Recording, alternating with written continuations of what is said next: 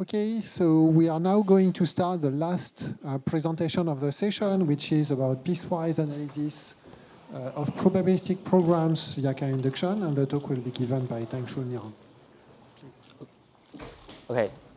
Hello everyone. Welcome to my talk. I'm Tengshun, and in this talk I will introduce our recent work on probabilistic programs. This work was conducted with my co-authors, Shenghua, Hongfei, Naijun, Jingyu, and Shiyang.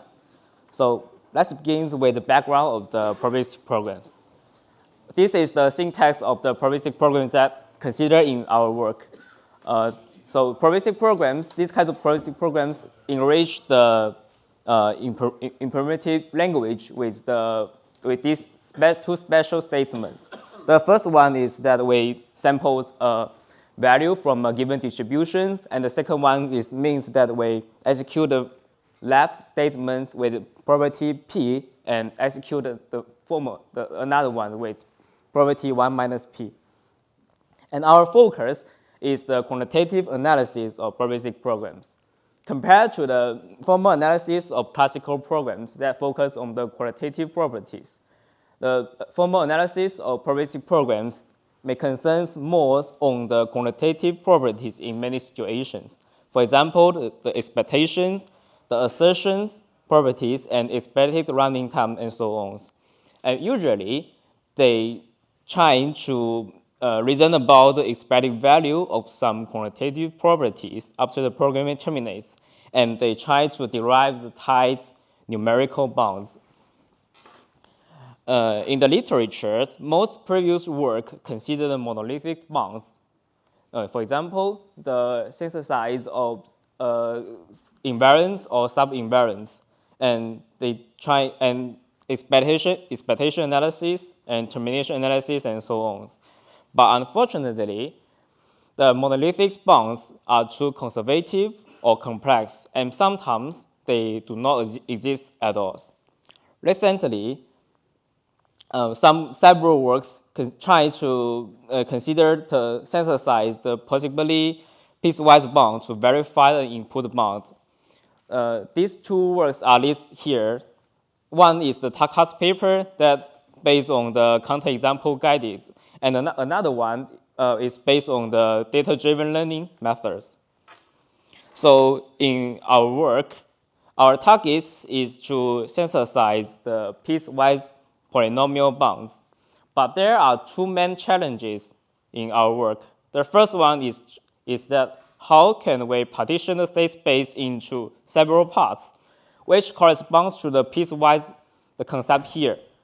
And the second challenge is that how can we design efficient algorithm to derive these kinds of bounds. The main idea of our work is that we apply the k-Induction principle and design the corresponding algorithm to solve this problem. The intuition here is that the partition of the input domains is quite closely related to the loop exist iteration codes, which corresponds to the k-Induction unloading of the loop and the parameter k's in the k-Induction principle. So formally, the problems that we concerned in this work can be described as follows. Given a probabilistic while loop P and a return function f which correspond to the quantitative property, we try to synthesize tight piecewise bounds on the expected value of f after the program terminates. Our contribution lies on the following two aspects. The first one is the theoretical foundations. We show how to extract piecewise information from the k-Induction operators. And the second is that we utilize the extending OST optional stopping theorem to ensure the soundness.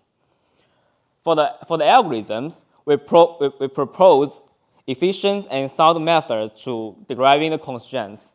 And second, we design novel algorithms for when solving the constraints. It was split into two cases, the linear case and the polynomial case. So first, we will introduce our theories. Let's begin with the k-Induction, the introduction of the k-Induction.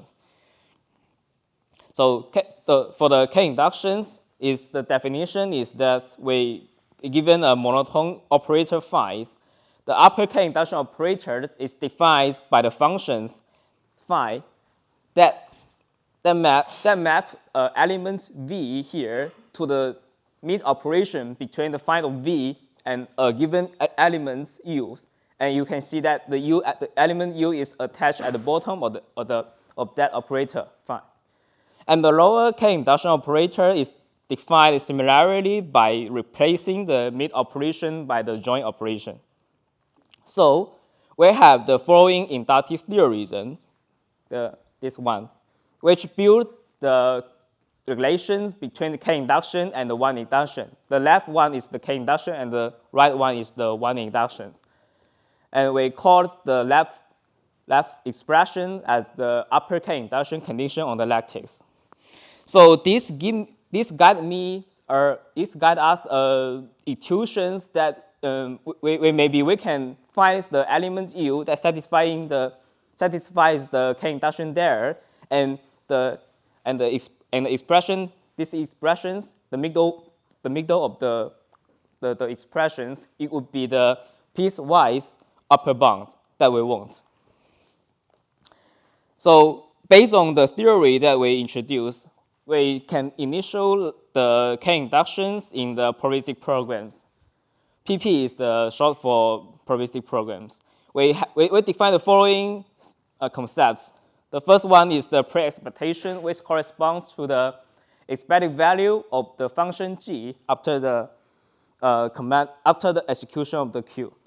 And the second concept is the characteristic functions, which corresponds to the monotone operator phi that was defined on the last page. Informally, the characteristic functions outputs the function f if the loop guard is violated, and otherwise it will output the expected value of g after the execution of the loop body. So based on the theories that introduced above, we can define the upper k-Inductions in probabilistic programs as follows. The left one is the upper k-Induction operator, and the right one is the upper k-Induction conditions in probabilistic programs. And we have the similar intuitions that was introduced on the last page. Maybe we can find some function h that satisfy the k-Induction here, and the function under the operation of the phi, like this one, it would be the piecewise upper bound that we want. So the next step is that we need to answer whether this distribution is correct. So the answer is yes. We propose the soundness theorem for the linear case and for the linear programs and the polynomial programs. The main idea is that we try to find some general conditions like the first one and the second one, and combine with the upper or the lower k-Induction conditions. Then we prove that it satisfies the condition of the extended optional stopping theories, and that was proposed in the PLDI-24 paper. And we utilize this extended OST to prove that the soundness of our theories so you can see that for the linear and the polynomial programs. And okay, so far we have completed the challenge, the theory challenge that we have mentioned. So the second thing is that we need to design the algorithm for our theory. I will introduce our algorithm with this simple example. This simple example models very simple random walk. The step size x is increased by 1 in each iteration. The step size x is increased by 1 with 50% probability, and was set to -1 with the other half probability. And our target is to reason about the expected value of y after the program terminates. First of all, we try the conventional methods, that is the one inductions, to derive some monolithic bounds. But unfortunately, the monolithic linear upper bounds do not exist. And for the polynomial bounds, they are much more conservative. Well, with our methods, we can derive the following piecewise bounds, which in fact is the exact results. Our approach has the following 4 steps. We first set up the polynomial template edge and do some pre-processing, including the invariance, the hyperparameters, and so on. And in the third step, we need to derive the k-Induction constants like these ones that I have mentioned on the former pages. And the last step is the polynomial solving. Since in these k-Induction conditions, they have several pointwise minimum operators, which makes this constant is very complicated and conveyed. So these 2 latter steps are non-trivial and need some new algorithm to address it. For the third step, we propose, for the third step, I mentioned that our target is to transform original k-Induction constants into these simpler forms. And as you can see, that the minimum operator appears at the outermost of the left-hand side of the inequalities. And each function here do not contain any minimum operator. We propose our algorithms to achieve these transformations. From the initial symbolic states, we unfold the loop once. We unfold the loop and make decisions at each program states that we met during the unfolding process. And we can choose to unfold the loop once more or choose to stop unrolling. And the third action is that the unrolling is forced to stop because the number of the unfolding has reached k, and k here is the parameter of the k-Induction. Each strategy is composed of each decision decides a unique loop-free programs, and we show that each function here uniquely corresponds to the pre-expectation of each loop programs. Maybe this description is a little difficult to understand, so I show you with an illustrative example. And in this example, in the loop body, with property P, you will execute the first statement, and with property 1 minus P, you will execute the second statement. And from the initial states, we unfold the programs once, and on these 2 leaf nodes, we choose not to unroll the loop once more. So we obtain the first case, and we can change the decision here, and we unfold the programs, we unfold the loop once more, and we obtain this case 2. The case 3 is similar with the case 2 that we exchange the decision performed on these 2 leaf nodes. And the case 4 is quite easier to understand. That is we choose to unfold the loop on these 2 leaf nodes, and we obtain the full tree here. And as you can see, is that the maximum unroll process, the number here is 2, and which corresponds to the 2 induction here. So that's all the cases. That's all the cases that performed our algorithm, and we can show that when applying 2 induction on this example, we can obtain simpler forms that minimize H1, H2, H3, H4, and each H function corresponds to the pre-expectation of the loop-free programs in each case. Okay, after that, so far we have derived the k-Induction constraint like this form, and each function here is a piecewise function. And we transform this constraint into a canonical forms like this one, and each bi here is the predicate, and the expression eij here is the monolithic expression without the piecewise information.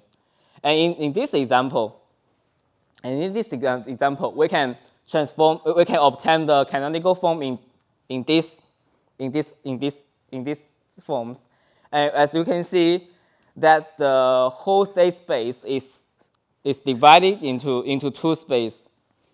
First one is the x is smaller than 0, and the second part is that x is no smaller than 0, which corresponds to the piecewise concept here. And the final step is the constraint solving. And we have obtained these canonical forms. The step is operated as follows. We transform these kinds of constraints into this expression is unsatisfiable. Note that this transformation is equivalent. And then we consider invariance. We consider a variance of monolithic transposition theorems, which will equivalently transform the former one to the lower one. And then we call the bilinear solver to solve this constraint. This is for the linear case. And for the polynomial case, we need to try something relaxations that will relax the original canonical forms into the convex combination forms. So in these forms, the soundness is guaranteed by the following fact, that if the result satisfies the relaxed constraints, it will satisfy the original canonical forms. And then we apply the Pullinas theorem and transform the original problems into the SDP problem, and we can use some state-of-art SDP solver to solve the original problem. To summarize, there are several key sides of our template algorithm. First, we establish the polynomial templates, and the second step, we derive k-Induction condition constraints with our new algorithms. Then we transform into a canonical forms, and the final step is that we do the polynomial solving, especially for the linear case and the polynomial case. Next, we perform some experimental results. We want to answer the following three questions. The first one is that how effective is our approach in generating piecewise bonds. The second question is that how does our approach compare to the most closely related methods? And these two tools were listed in the former pages. It's the Taka's paper and the Cave paper. And the last question is that how do our piecewise bonds compare to the higher degrees monolithic polynomial bonds? Okay, so we show the part of the experimental results, especially upper bounds in here. To answer the question one, or for the linear case, that our methods can synthesize tight piecewise bonds on the benchmark with a few minutes. And on some of the benchmarks, we can obtain the exact results. And for the question two, our answer is that other tools fail on about 40% of benchmarks. And on the benchmarks that all the methods can generate results, our results are comparable. And about the question three, it shows that on most of our benchmarks, our piecewise results are significantly tighter and more concise than the monolithic bonds. There are two evaluations here. The first one is the PCT, and the second one is the difference. The PCT stands for the percentage of the error that our bounds are not better than the monolithic ones. And the difference, and the column difference here shows that how's the difference between these two kinds of bounds. A positive value shows how much our piecewise bounds are tighter than the monolithic bound. And for the polynomial case, for the question ones, our approach can derive piecewise bounds on most benchmark within seconds. The percentage here is about 80%. And for the question choose, that compared to the tool exists, we can handle more benchmarks and our methods are more efficient. For the question 3 is that we show that our piecewise bounds are tighter and simpler than the monolithic bounds. In summary, our focus is the piecewise expectation analysis in our work. And we try to synthesize the tight bounds for the polynomial, for the probabilistic while loops. And our theoretical foundation lies on the combination of k-Induction principle and optional stopping theorem. We design for the implementation, we design the novel algorithm for polynomial solving. For the future work, we focus on more efficient polynomial solving, and we will emphasize on the scalability problem. That's all. Thank you.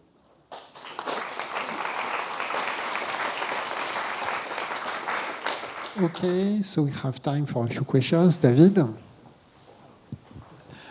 Using nonlinear solvers such as semi-definite programming is usually fairly difficult. I mean, these solvers are brittle. Sometimes they fail to give a result, or they give a result that is slightly outside of the domain, or things like that. Have you had to do phases for repairing the results of these solvers or anything like that? So you mean that the numerical solver? Yeah, the output of the numerical solver, it's usually not very nice, and also sometimes it's slightly wrong. So further thing is that I didn't mention in my slides that we also perform the numerical repairs to the numerical results. And the second thing is that if the result is not very well to perform this repair, we check the correctness. We check the correctness of the numerical results. In your evaluation, the question 2, you say that the tool fails on many examples, and I wonder if it is because the tool is not precise enough, or is it because there is no solution of the form that you are looking for? You mean the table 1? In this table, correct? Yes, or the next one. Yes, the symbol here means that we can obtain any monolithic linear bounds through the conventional methods. That is the one induction. Since the numerical solvers outputs is invisible, so we can obtain any result from this method. Okay. So I also have one question. I mean, you said your piecewise property or piecewise bound is driven by the k-induction. So what I'm interested in is how can your algorithms decide which piece? How should you should split state space into pieces? Yeah. And then you said that's driven by the k-induction. Yeah. And then that makes me feel. I think that maybe that's related to the loop condition together with how many times I go through the loop. Is that the right intuitions, or your methodology? Yeah, it's the right intuition. Okay. Yes. So actually, I had a question maybe a little bit related to Hong Sok's last question. So in fact, k-Induction, if you look at it from a static analysis perspective, is a little bit like injective some very specific kind of sensitivity to context. Did you do other kinds of sensitivity make sense? Like you unroll the loop in a very specific way. Would other ways also help getting accurate results? I think makes sense.